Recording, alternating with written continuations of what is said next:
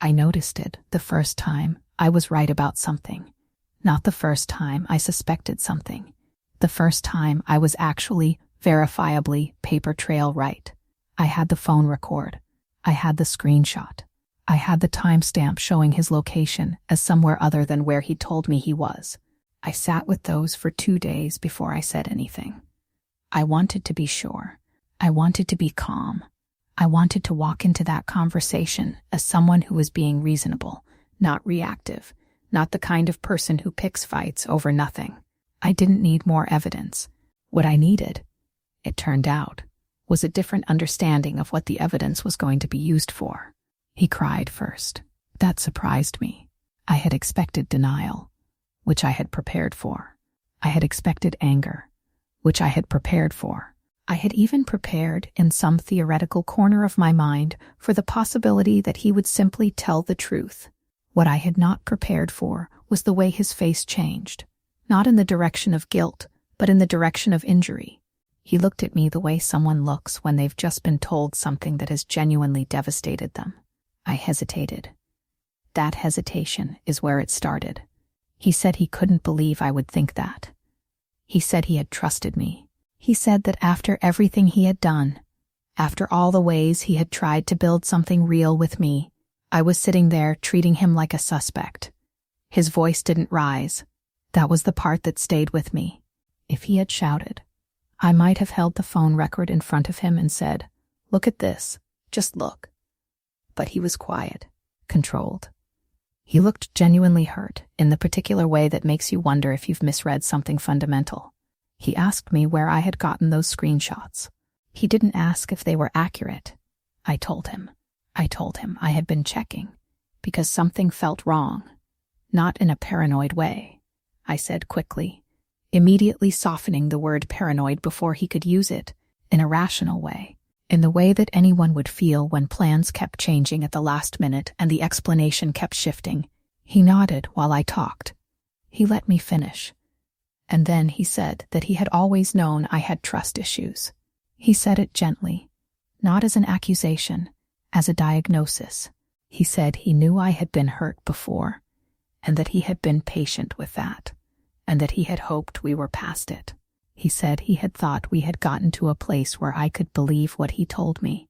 He looked at the counter when he said it, not at me, and that small act of looking away, that tiny performance of being too pained to maintain eye contact, landed exactly where it was aimed. I started apologizing before I had finished processing what had just happened. The DARVO pattern was named by clinical psychologist Jennifer Freyd in 1997. It describes a specific, recurring response by perpetrators when confronted with their own behavior. Deny, attack, reverse, victim, and offender.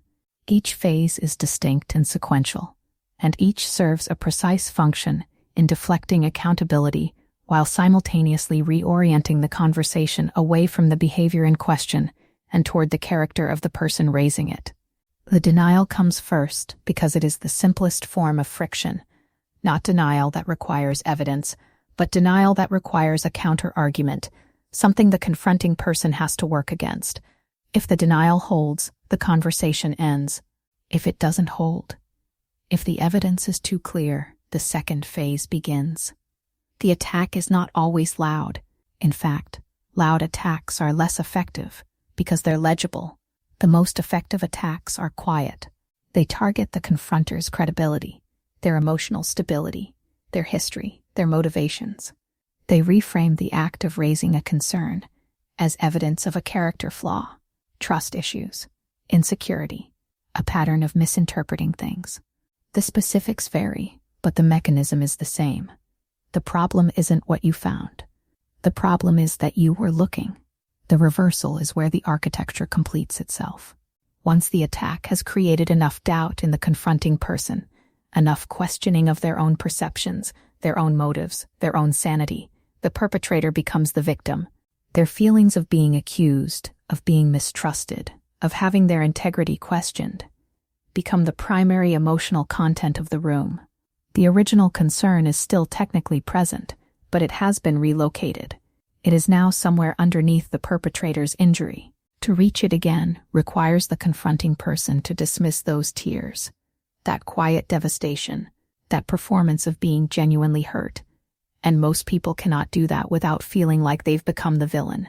I became the villain 3 times that year before I understood what was happening. I came to him with a credit card statement. I came to him with a text message that he hadn't told me existed. I came to him with a calendar screenshot and a plane reservation that he had described as a work trip. Each time, the sequence was the same. The quiet injury, the reframing of my act of looking as an act of betrayal, the slow shift in which his distress became the only thing in the room, and my original concern became something I was obligated to apologize for raising. The coffee mug with my name on it had been his gift to me when I moved in. It sat on my desk every morning. I had thought, when he gave it to me, that it was the kind of gesture that meant something, that meant this is yours, you belong here, this space is yours too. I thought about that mug during our 3rd conversation of this kind. I thought about how many times I had looked at it, as though it settled a question. It was settling a different question. He didn't need to shout to make me doubt myself. He didn't need to call me crazy. He didn't even need to maintain the lie with any particular consistency, because by the 3rd conversation I was more focused on not hurting him than on pursuing what I had found.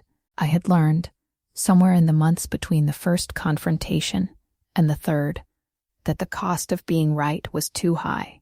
Being right meant watching him become someone I couldn't bear to have caused pain. Being right meant sitting with the sight of him in distress and knowing I was the source of it.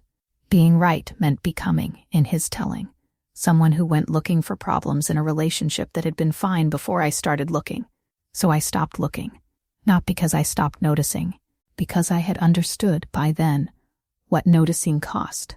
Researchers who study coercive control have documented this specific mechanism, the way it doesn't operate through fear alone, but through the repeated redirection of empathy. The target of control is not isolated from their own perceptions through cruelty. They are isolated from their own perceptions through care, through the experience of having caused someone else's pain, through the understanding that raising a concern means absorbing his devastation, and that absorbing his devastation is the only way to get the room to return to normal.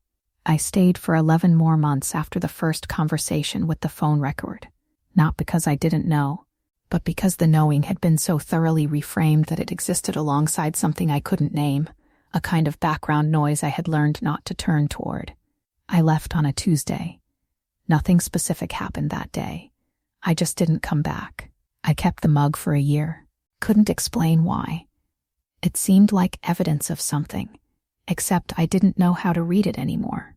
Eventually, I put it in a donation box with some other things, and didn't look back when I dropped it off.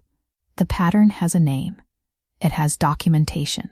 Clinical psychologists can describe it in sequence.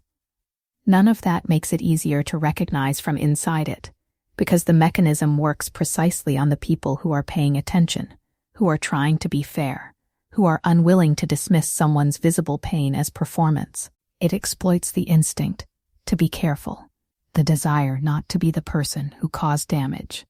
The only thing it can't survive is the moment you understand that your empathy was the lever all along.